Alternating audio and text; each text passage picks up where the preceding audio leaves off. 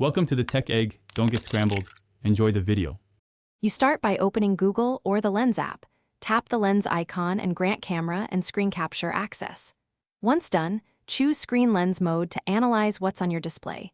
This lets Lens read text and identify images directly from the screen.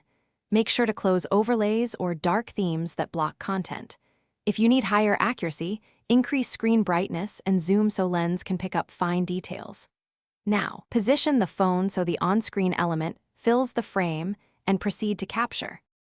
You frame the specific on-screen element and tap to focus, then select the lens mode that fits, text to copy, translate for language, or search for image results.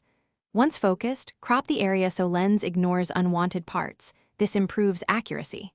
After processing, use the on-screen options. Tap copy text, listen for read aloud, or open link to follow identified URLs. If Lens suggests multiple results, swipe through them. Each card explains why that match was chosen, which helps you verify the output.